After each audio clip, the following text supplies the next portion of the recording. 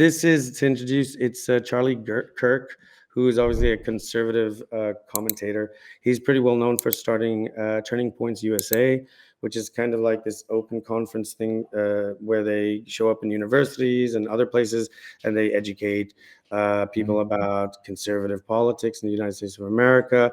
They've hosted a whole slew of personalities. If you're familiar with any people on the right, like Candace Owens and I think even Milo Yiannopoulos at one point, Steven Crowder, all these types, and apparently gets annihilated. I think this is maybe at, I'm not sure, but it looks like he's at some debate, maybe the Oxford debate, because they do these. I have no idea, but let's have a look. Yes, let's check it out.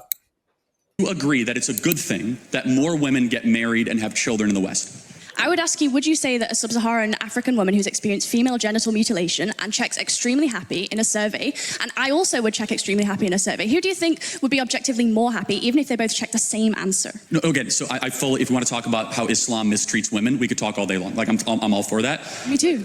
Okay, good. So we agree. Absolutely. We actually we have agree on many things. Then we should shut off Muslim immigration to the UK, right? We totally agree. I think that all religious fundamentalism is bad, and if you take that logic, we should also not allow evangelical Christians into the UK either. Hold on. So hold on a second. Hold on. That's funny. Hold on. Can you show me what would your example, because I have 50, of a single Christian country that you would say mistreats women, right? America. Oh, really? Yes. We had a female woman vice president. We had a female vice president, a female speaker of the House. Women earn more than men in America. In Rwanda, female representation in government supersedes the UK by quite a lot. Do women get treated better in Rwanda?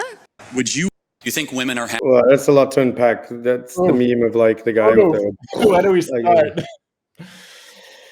Oh yes, where to start? So about like women in different countries and rights, and for some reason, like sub-Saharan Africa, like got into the topic.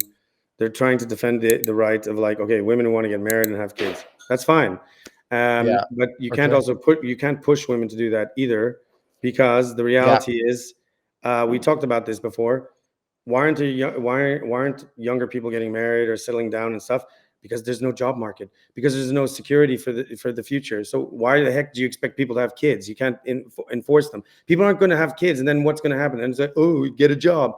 There's no jobs. There's no money. There's nothing, because you fucked it all up. That's the problem. There's no system, so people don't believe in like investing in the future or anything like that, because you can't even buy a house. So stop pushing people to try to have kids when kids are an investment as well, because that takes a lot of money. Oh, but it's okay because there's a government whatever grants for that. That's not good enough, because that's the problem, because every generation gets more and more fucked up because the kids aren't being brought up in a stable environment. And the problem is, stop telling people to have kids.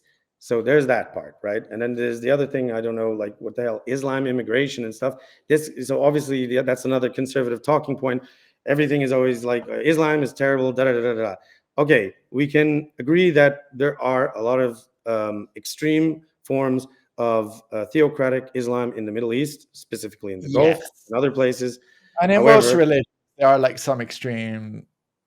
But yes, that's the thing. In most religions, institutional ones, you're always going to find extremes that are represented or overrepresented.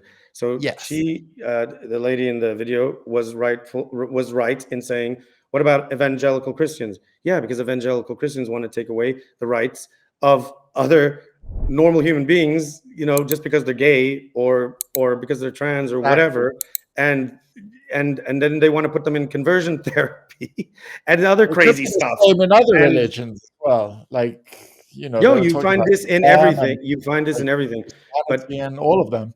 But the spotlight is obviously on Islam, obviously. But the thing is, there's a multitude of normal Muslim people out there as well, and they're not. Their voices aren't being heard. But they're not being represented at all. Like the normal, like Christians as well, like normal Muslim people, they're not like shown. No, they're not. They're not. They can't, because they're afraid. The extremists, or they're afraid, or they can't even talk, because in some of the regimes, like in Iran, they can't be outspoken, because it's of course not. You know. So, but in this case, you know, the thing that most people ignore is that, you know, in the United States of America, there's this there's nothing wrong with Christianity, there's nothing wrong with Islam, there's nothing wrong in terms of faith is a personal thing. But in the United States, there's this gung-ho, insane obsession of enforcing this sort of it's pseudo-theocratic mentality that it doesn't make it comfortable or welcome for anyone else when the United States of America supposedly upholds this idea of valuing individuality.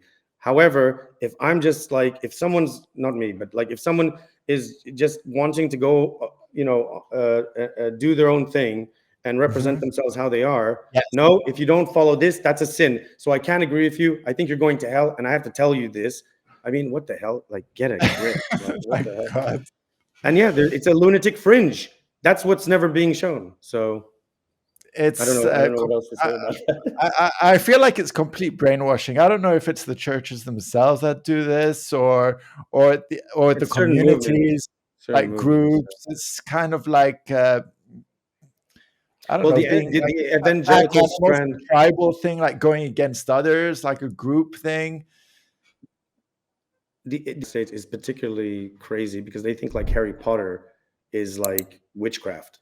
Like if you read Harry Potter, it's witchcraft, or like it's a bit over it's over the top. So this is to be honest with you, it also applies in some other countries, like some like these sort of religions as well, like also in other countries, not just like the US. Yeah. They might think, oh, the world isn't older than, let's say, 10,000 years. That's when Adam and Eve was, and that's it. That's when humans came to be, and everything that Darwin said, and all these like archaeologists that forget what they said. Yeah, these like monkey ancestors is complete fake. Yeah, and it's that's like silly. Yeah. Or they weren't dinosaurs or anything like that. It's like the world was created like 8 to 10,000 years ago.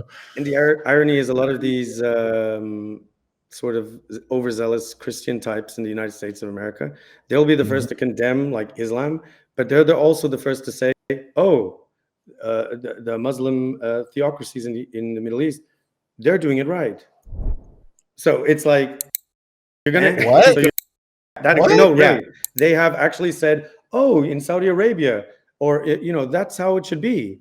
So they'll criticize. Or maybe that's the type of religion they want to be. They want it to be. They'll criticize Muslim immigrants, but they won't criticize the regime. Okay. Oppressive, because they are in line with that type of oppression. That's the irony. Yeah, exactly. So they're also oppressing, but they also need the enemy to, like, in order to bring themselves higher. It's of course, and that's always it. It's always a competition.